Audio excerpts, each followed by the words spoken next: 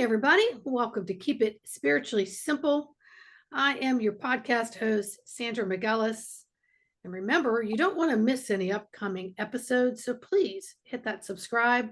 We appreciate every like, every comment, every share. And today I am welcoming Kate Kaniecki. Kaniecki. I was about to say it, and I had a lull there. Kate Kaniecki. Um, Kate and I have connected through a mutual friend, and she's going to share a little bit about her story and a little bit about her business and an upcoming event that we're doing here in Maryland that I plan to attend. Um, and so, welcome, Kate. How are you today? Hi, thank you so much for having me. It's been a pleasure getting to know you. I'm excited about this podcast and the opportunity. So thank you. Doing You are good. most welcome. So, tell us a little bit about your journey as a spiritual warrior here on this earth plane. Did you come in kind of knowing stuff that seemed weird, or did it feel comfortable, but you couldn't explain it because then it became weird? Did you have an event that may have turned the tables and awakened, sparked your inner soul self to be on this amazing journey you're on? Yes. Ever since I was little, I've always had phenomenal experiences with paranormal. Um, Believing in ETs was always natural to me. I was always fascinated by them. Of course, I'm an 80s baby growing up in the 90s. So, with my family, they're open minded, but, aliens didn't exist. That was all sci fi. Um, but I dealt with a lot of presence around me. Things would fly across the room. My mom used to think that I was telekinetic and could move. I think that's it, right? Mm-hmm. Telekinesis, Mm-hmm. when you can move stuff. I don't know if that was true, but she would say things would, like, the closet door would close, and no one's around except me and her. I I was nonverbal for the first couple of years of my life. My sisters would know exactly what I would need and want. My mom, she one day said, "No, you need to tell me what it is that you want." And then I just started speaking. So I think coming in, I naturally was telepathic. Um, and I think that we all share that gift, telepathy. But I kind of lost that ability. It's interesting because um, I feel like my awakening and becoming aware happened the first half of my life, and then in my early 30s, that's when the work truly started. But I had my first, I remember my first experience with extraterrestrials when I was 18, and I had woken up completely paralyzed in my bed. And I saw a being in front of my window. He was tall, thin. There was a bright white light coming in from the window. And I was like screaming. I was terrified in that moment. And I just remember coming out of it all of a sudden. And I sat straight up, and I was awake, so I was like, okay, was I dreaming? I couldn't have been dreaming. That was, so real, and I'm awake now, and I and all those things. And so I go back to sleep.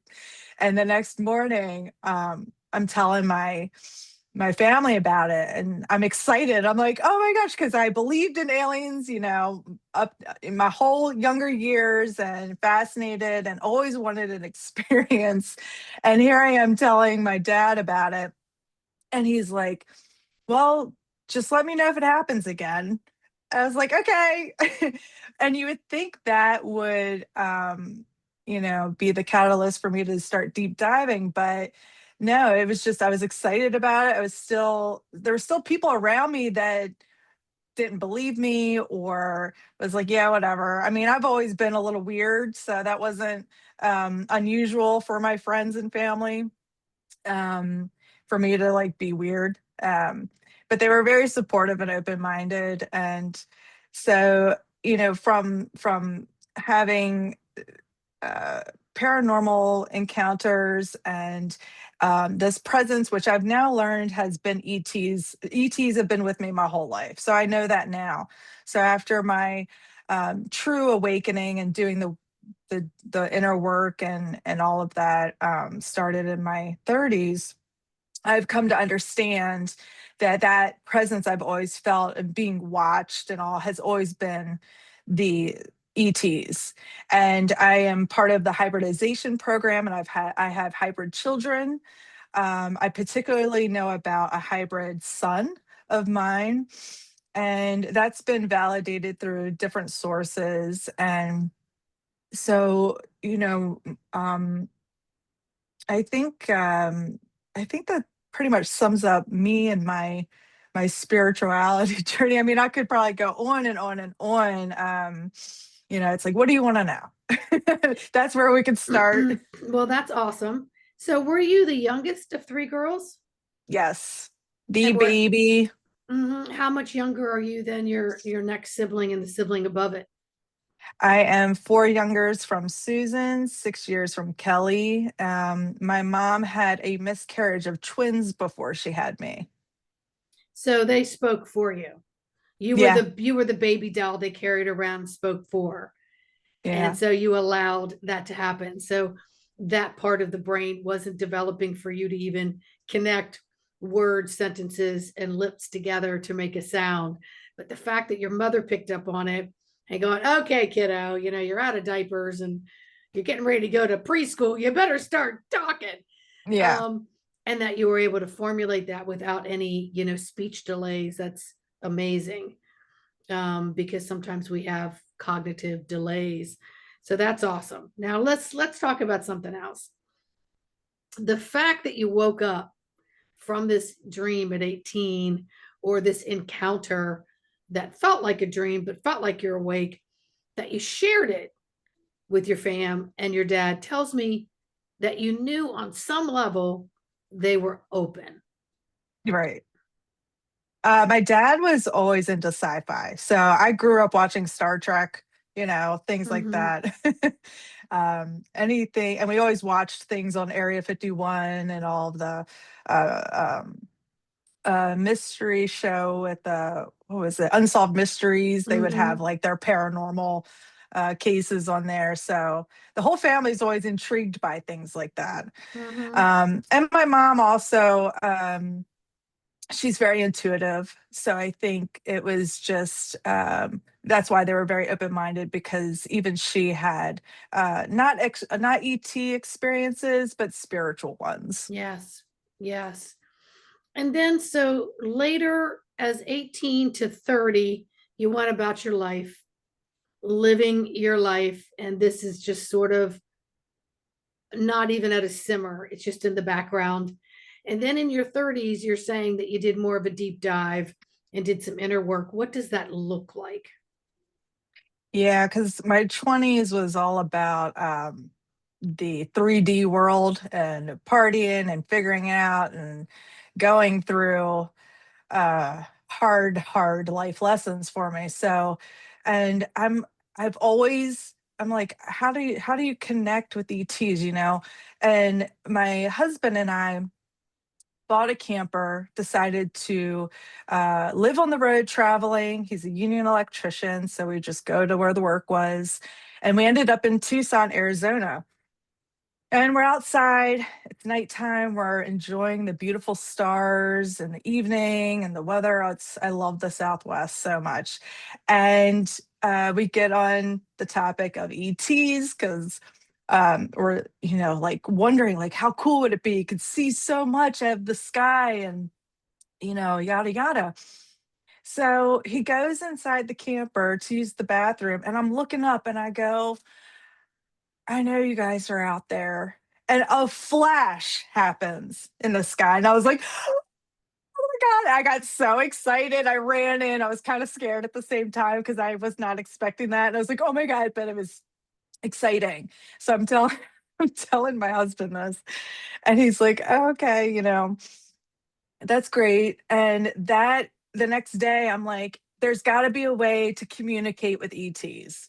And that's when I started Google searching. Whitley Strieber came up. He did a lecture on the chakras at Ozark Mountain Publishing years and years and years ago. And I found that on YouTube and I watched it. And he talked about how aligning the chakras, clearing them out, and all that helps illuminate you as a bright white light for contact to have, so they can find you. I was like, okay, let me start working on my chakras. That was my first deep dive into it. I was like, okay, if he can communicate with his wife, his deceased wife, and of course, he has his encounters movie. So I was like, that's where I started. And then it was meditation and asking an attendant to connect in a peaceful, loving way. And it just developed more and more and deep dive more and more. And I would learn more. And I was like a sponge. So do you feel like you cleared your own chakras through learning that? Yeah. Yeah. I Mhm. mean, you go into all the healing modalities, you learn about sound and frequency. And then so I'm listening to high vibe music. I'm listening to all the chakra clearing music, the tones. Ani Williams is with the Solfeggio tones. The real tones that help heal. And then learning through meditation how to visualize and clear and how to certain affirmations per chakra, reading books on it. Anything to help in making myself uh, seen. So with you doing all of that, were you still in Tucson and staring at the sky and seeing more and more being revealed to you? So, as I was deep diving into everything and starting my meditations, we now had moved to closer to Phoenix, Casa Grande, and was still, paying attention to all the synchronicities, connecting to nature, the hummingbirds. There's tons of hummingbirds down in that area. I came across a scarab beetle which was completely random. And so you start to look at all the synchronicities. Everything's a sign. You start to learn, oh, what is the universe trying to tell me? Um, and when we had decided to leave Phoenix to drive all the way back to Maryland, that's when I started to see craft in the sky, broad daylight on our way. It's like they were like, where are you going? Like and I think when you get yourself to a certain frequency, you can perceive that, which you are, the frequency of. So that was like cloud nine for me. So we're driving down and I see a random UFO above this random mountain ridge. We're going south to I-10, and I-10 goes across Arizona into New Mexico. And then along there, just I forget the town, a huge, looked like a silver, like hot air balloon, almost like that shape, but it was like a silver and almost like a guitar pick too, but bubbled. And it was just there. I took pictures of it. I actually just came across the pictures yesterday when I was looking for something. And I was like, oh, yeah.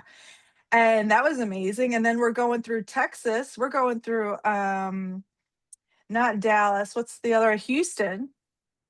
And we're passing a festival. So I'm looking up at the rides and stuff, and there's a craft just hanging out there. And I'm like, how does no one else see this? There's got to be someone that's seeing this. Um, and so they were on our journey all the way back home. Then I kind of lost my frequency there, dropped out of it because I dealt with a lot of heavier energies when I came back east.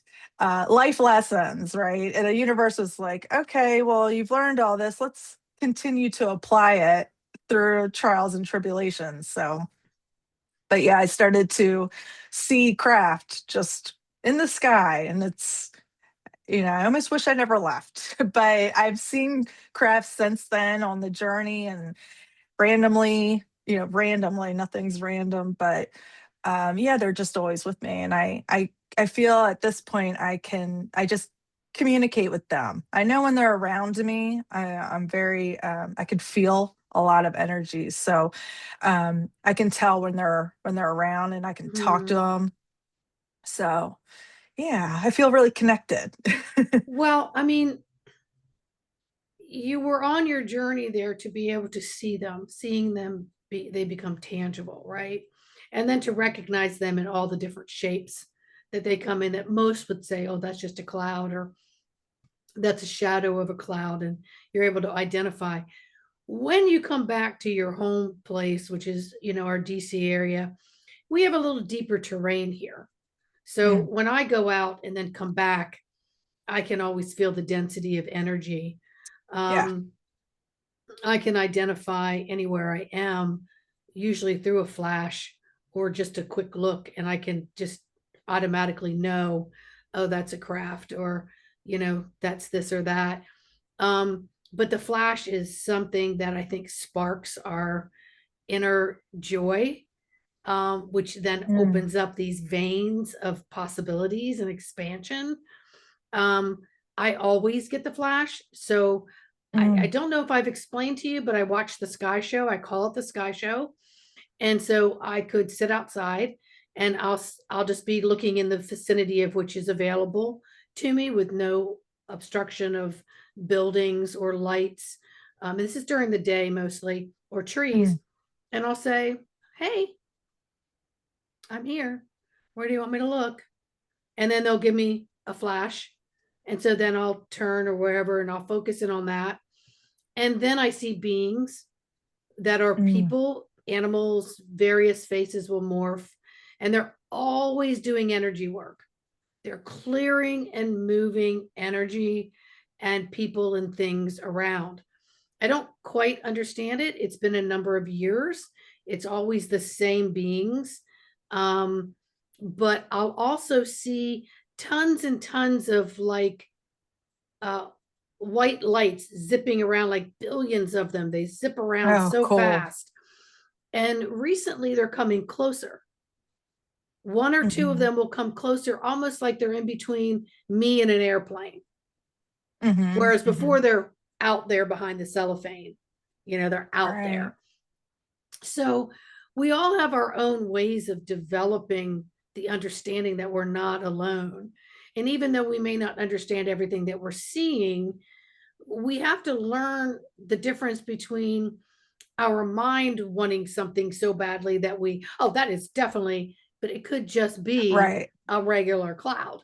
But you're learning. You were totally learning as you were driving back. And I could just see you now driving in the vehicle going, honey, there's one, and there's Yeah. one. And he's like, I got to focus on the road. I'm pulling a camper.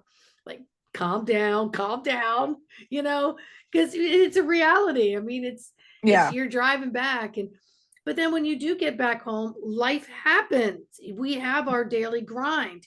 We have stuff that's going on. We have our human 3D experiences. And then now, how do we carry that beacon of light within us through each of those things that is necessary to do as we sustain ourselves through basically our 9 to 5 chore list, and then our chore list thereafter. So what would you suggest to people that come back and have this density in their home environment, and then they feel like, oh, I've got to go away in order to receive, but we can Mm. really receive right here in our own chair and our own postage stamp, and that's where you'll really retain a lot. Yeah, it's learning that you're always connected. So you may feel disconnected, but we're never truly disconnected.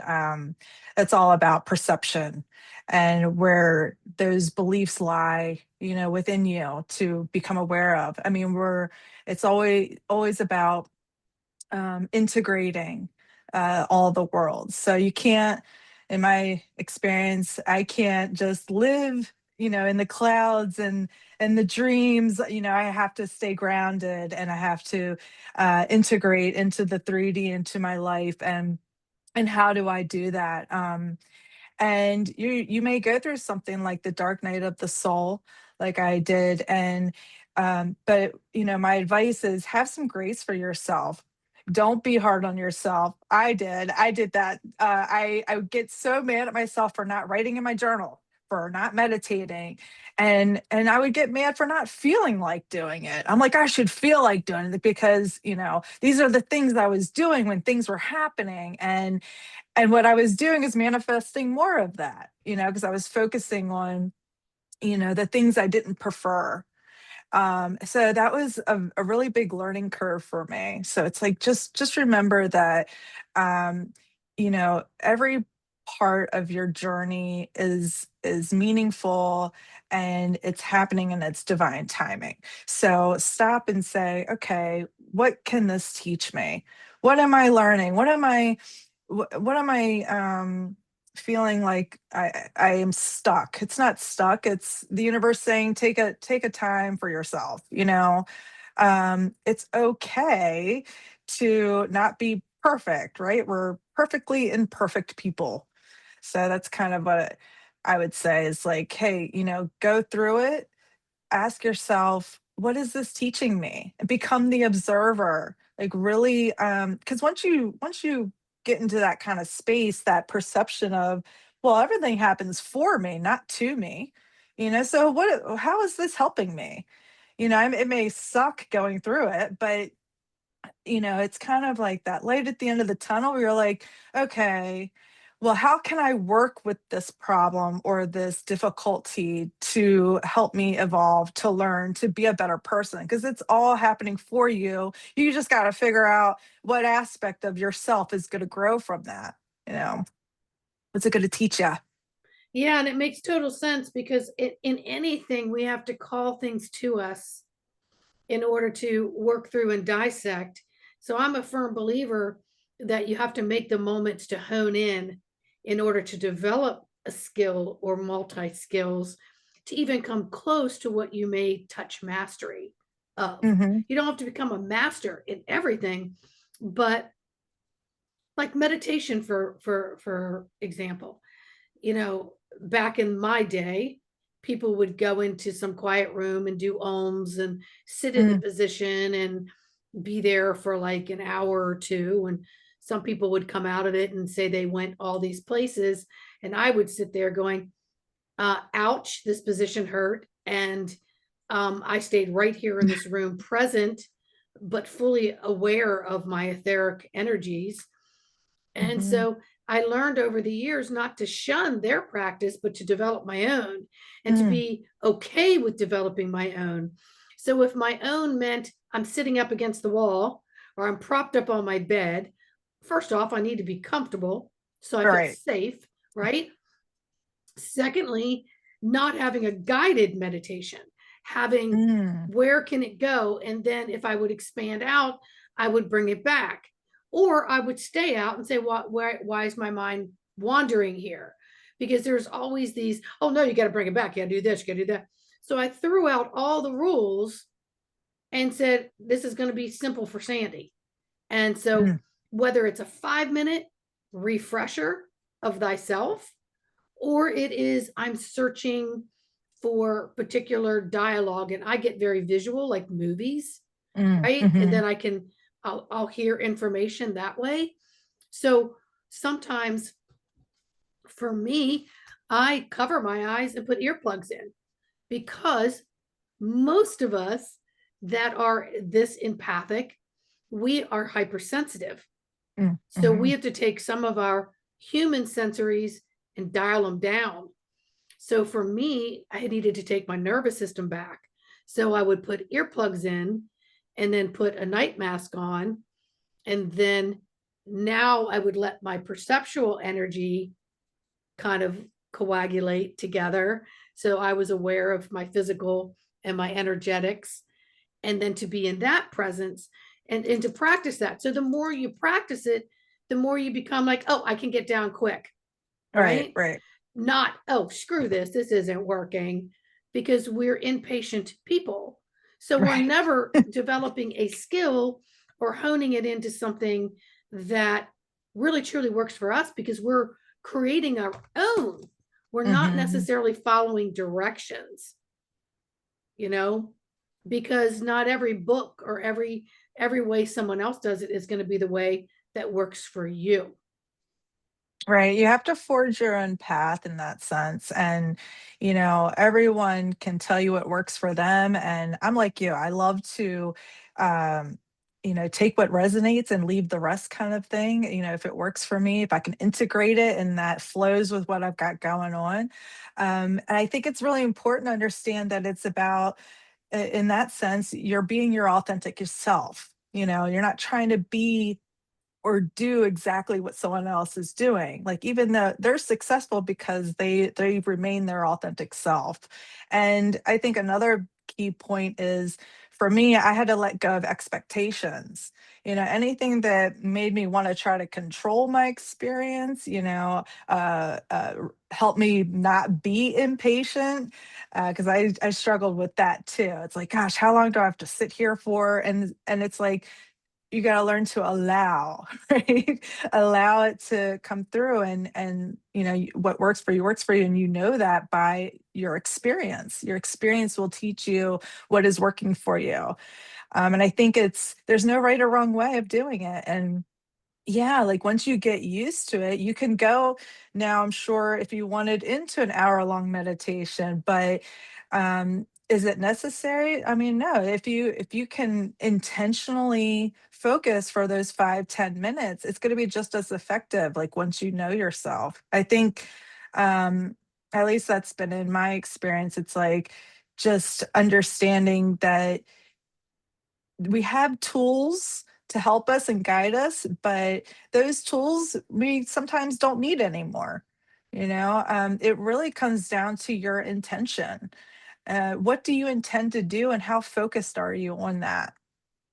That is such a powerful um, way to look at things. And I'm glad you brought that up, because it's so simple, but it's unique into you, and to accept yourself and love yourself for the perfections and your imperfections, because we are self-developing. It's how we're going to know ourselves. Yeah. One of the things I learned to do was, sometimes my memory would go back to elementary school, Mm, and I would just want to stare out the window. Not that I was staring at anything in particular. I would hear the teacher's voice fade, and I would just go into a space, mhm, not, and so I learned that I like to stare out the window. So sometimes I'd say, okay, I've got 15, 20 minutes. I like movement. So I like my rocker. mm, That's why I do my mhm. rocker when I do my show, because it Yeah. works for me. Sitting still doesn't work for me. I need to move. So sometimes just being in a space where you're just looking out the window, right? Because not everybody can sit outside and meditate, or, have a Right. special space, and just look. Just simply look at the beauty and hear the beauty and see the beauty in the littlest things.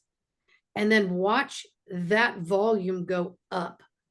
And now you're in the nature of it. And then notice your peripheral energy on what's happening in the peripheral.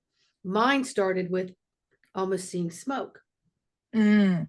almost Yeah. seeing that. And then it would start with, no matter where I looked, what was in the sky, I could see on the back of the grill or in the sliding glass door window, you know? And so it taught me that no matter where I am, I can place myself. I don't need to go to that particular place and do that particular thing and that particular time of day, right?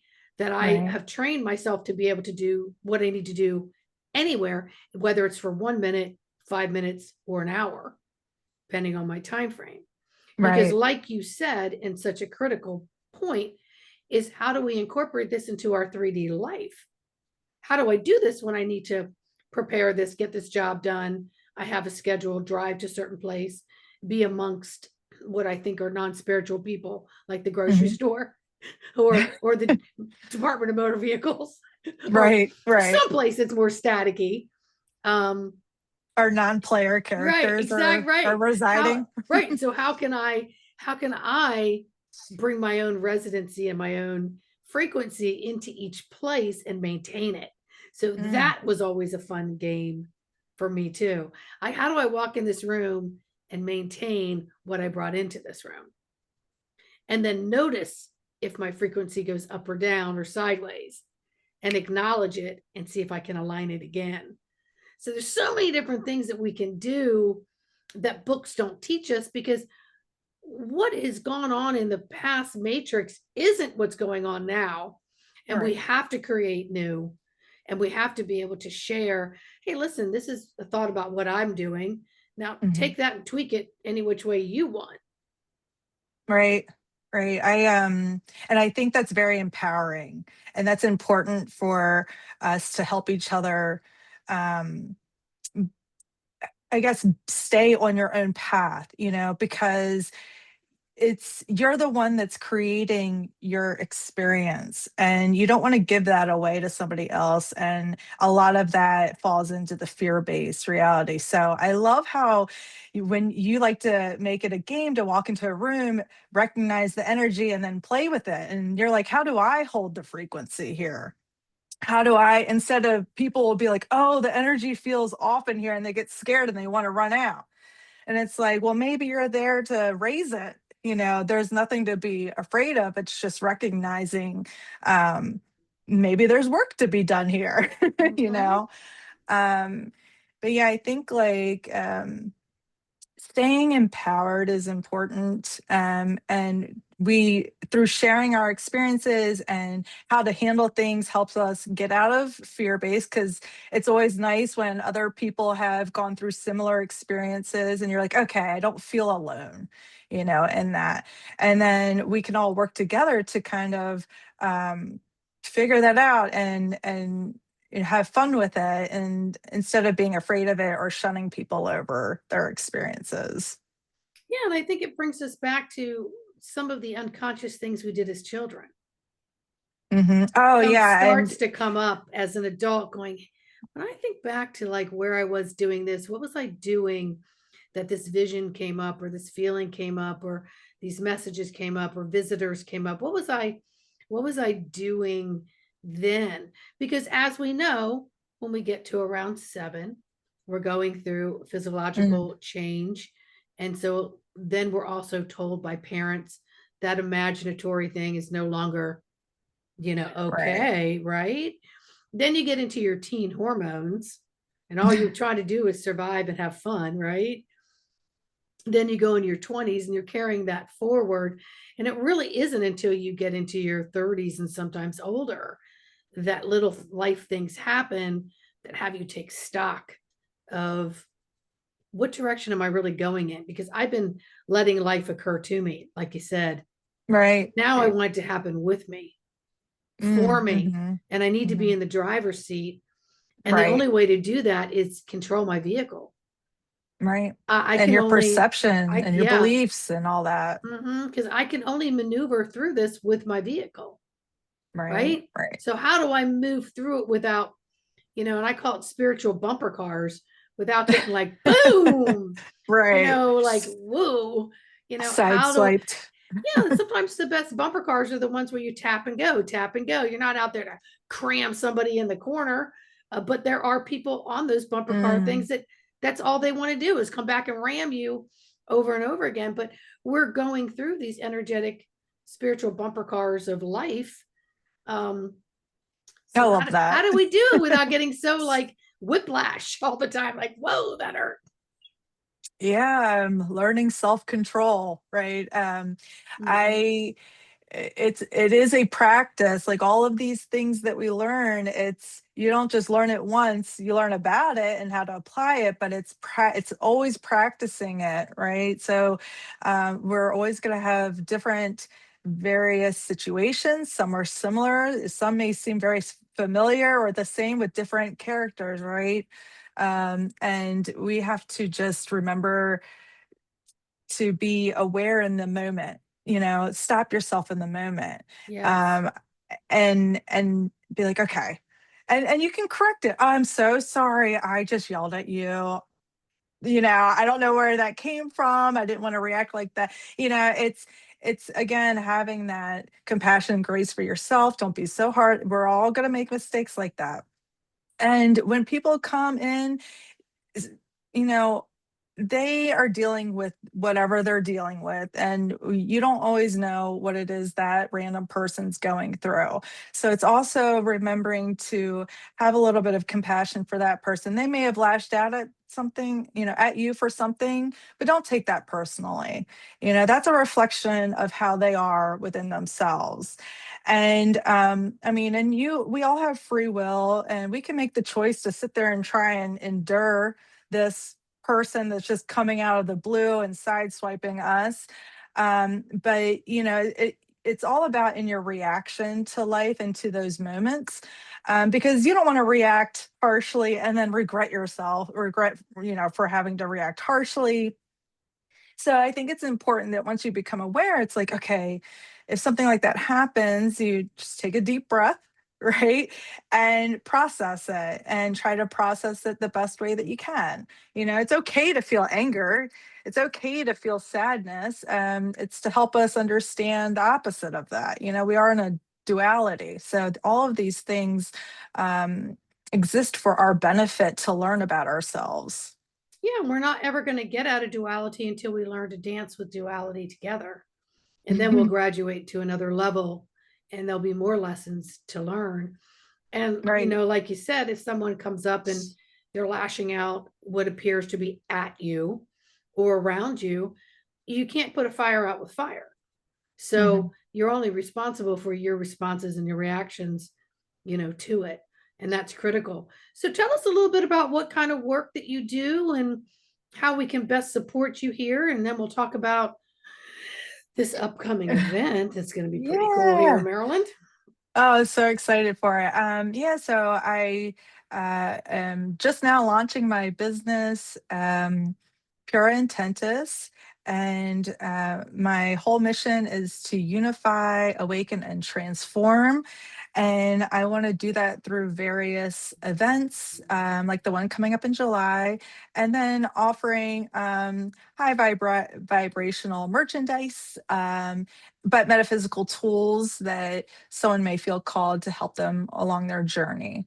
So it's kind of what I'm driving to do here with the business. We'll Yeah, see so where it you're goes. you're putting it all together and you're getting your website together and we're going to have Hmm. you back on again and we can put all those links down below, but your friend Amanda has a Hmm. farm here in Maryland, in Westminster, Maryland, which is I think it's northwest of DC, could be northeast, but it's up there, up north. Yeah.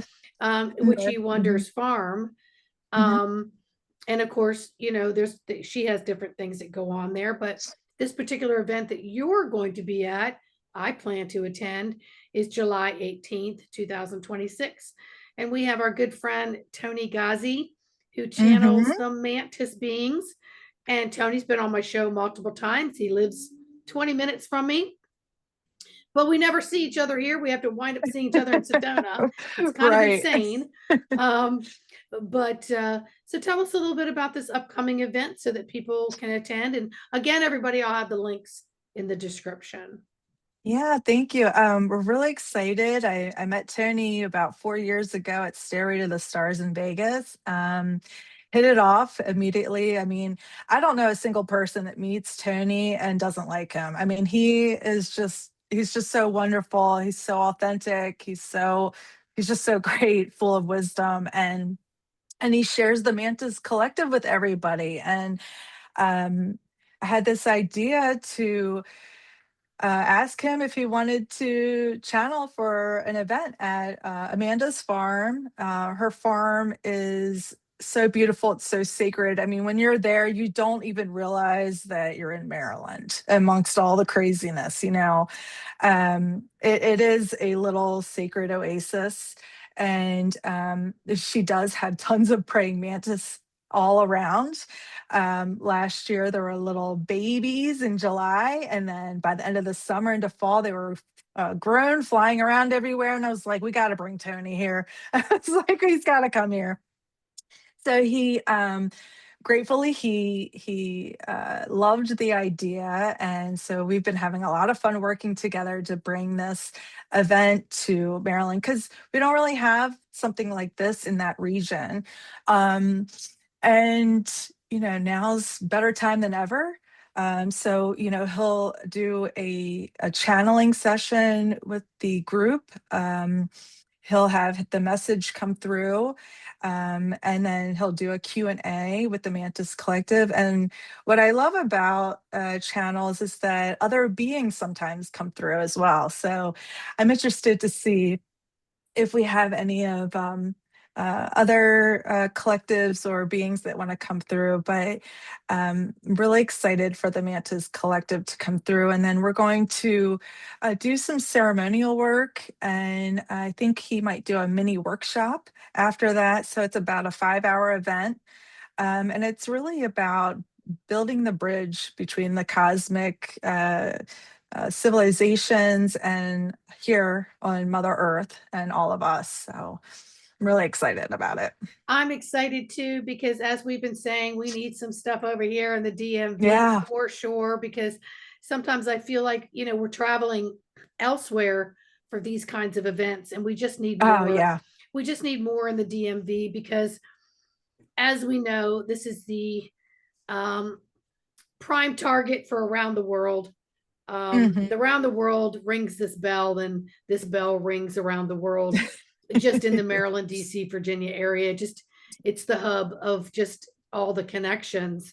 Mm. And as you know from living here, we've really had to do a lot of energetic adjustments on thyself, Oh my gosh, yes. multiple times a day at times, Mm, and not fall prey to some of the things that are occurring, because we could easily mm. get underneath that, and it's harder to get out.